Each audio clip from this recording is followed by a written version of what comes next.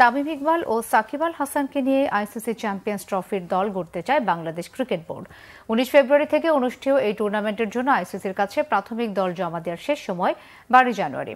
Champions ট্রফিতে সাকিব ও তামিমকে দলে চেয়েছে বোর্ড। মাত্র কিছুদিন আগে বিসিবি সভাপতি ফারুক আহমেদ চ্যাম্পিয়ন্স ট্রফির মতো গুরুত্বপূর্ণ একটি টুর্নামেন্টে এই দুই অভিজ্ঞ ক্রিকেটারের প্রয়োজনীয়তার কথা বলেছিলেন, কিন্তু তারপরেই পাকিস্তানি কিংবদন্তি শাহিদ আফ্রিদির সাথে এই আড্ডায় জাতীয় দলে আর না ফেরার কথা জানিয়েছিলেন তামিম। তবে আনুষ্ঠানিকভাবে ওয়ানডে ক্রিকেটকে বিদায় না বলায় তামিমকে চ্যাম্পিয়ন্স ট্রফিতে ফেরাতে আগ্রহী নির্বাচকরা।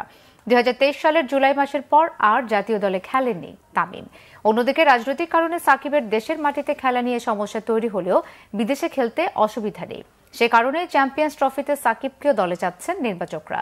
সিলেটে বুধবার তামিমের সাথে আলোচনা করেছেন প্রধান নির্বাচক গাজী আশরাফ হোসেন লিপু ও নির্বাচক হান্নান সরকার।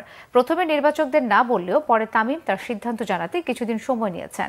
আর সাকিবের বিষয়ে চূড়ান্ত সিদ্ধান্ত নিতে বোর্ডের কাছে করণীয় কি তা জানতে চেয়েছেন নির্বাচক কমিটি।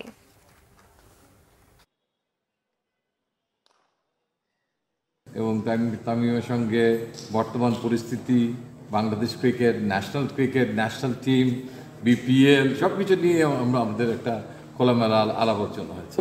সামনে আমাদের একটা বড় ইভেন্ট আছে, আলোচনা হয়েছে, বাট কোনো আলোচনায় কিন্তু সঙ্গে সঙ্গে একটা সিদ্ধান্ত ওই মুহূর্তেই উপনীত হওয়া যায় না। তো আমাদের যেহেতু ১২ তারিখে দল ঘোষণা করতে হবে, আমাদের তো একটা হোমওয়ার্ক করা আছে, টিমটা কেমন হতে পারে কিংবা ছকটা তো আমাদের তৈরি করা আছে। তামিম ইকবালের মতো একজন খেলোয়াড়কে ডেফিনেটলি সম্মান জানাই, তার সিদ্ধান্তেরও আমরা সম্মান জানাই। তো সেই জন্য তিনি যদি একটু সময় নিতে চান আমাদের কাছ থেকে, so that there is no hurry. বেশি তাড়াহুড়ো করলে কিন্তু রান আউট হতে হয়। তো কাজেই আমরা একটু ওয়েট করি।